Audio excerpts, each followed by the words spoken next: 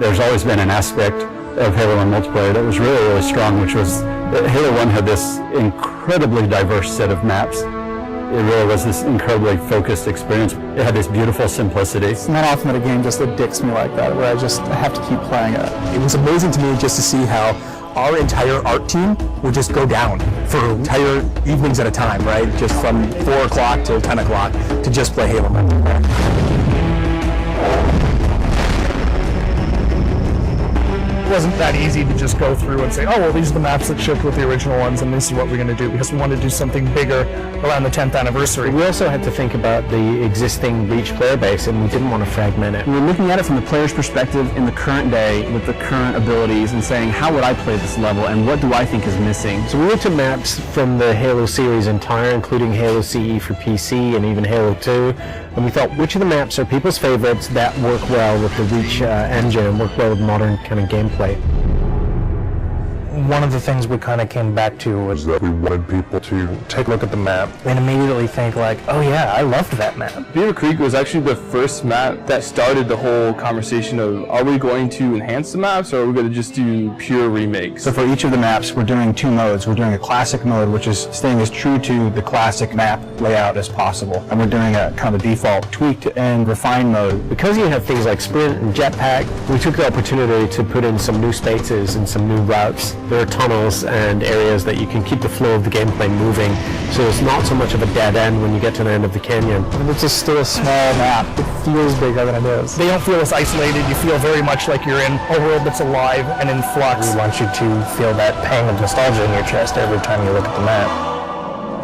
We chose Timberland because it was kind of an unsung classic. Probably one of the best vehicle maps. I spent a lot of time in custom servers on Halo PC just playing Team Slayer on it. The map itself is actually 20% smaller than what it used to be. On the art side, we've added a lot more tree cover. There's a big canopy of trees which kind of envelop the play space more. I'd like to think of this as Central Park, New York City. There's this beautiful landscape, but right on the edge of a city all around them.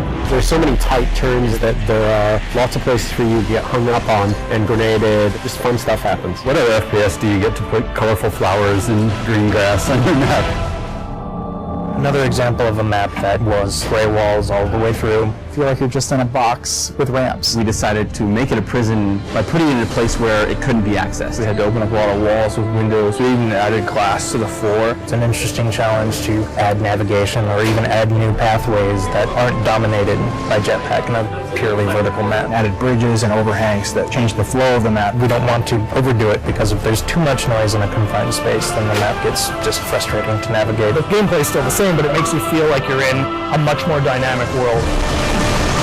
An example of pretty much purple walls, and that's what represented the Covenant theme. We kind of left it to certain affinity to think about, like, well, can they give this map a context? And I think they started by looking in the room with the waterfalls. We really wanted to give people a sense that they were in this water processing plant or this facility that had to deal with these natural elements. The bottom area at the base of the waterfall, there used to be spaces in between them, so you had to jump from the 3 spaces that extended out. Now it's just a single walkway. You didn't realize the first time you played it in the original, but now there's all these ledges and different opportunities to get around your opponent and flank them that weren't there before. I think with our additions, so you don't accidentally fall to your death all the time, and also the jetpack, that map has really changed a lot, just the general flow, and it's a lot of fun to play. This location we chose is kind of where the genesis of Firefight began. It's a place where you stop and you defend. Traditionally, Firefight, you've never really had the Marines fighting with you, and that's something we were able to do, and we thought, well, if we can pull this off, this is going to be a nice new take on Firefight. Now it's you, your friends, and some buddies, or if you're playing by yourself, but you actually have some help. Honestly, it's just nothing better than hopping in line with a buddy, getting in a warthog, just killing some grunts. It's fun.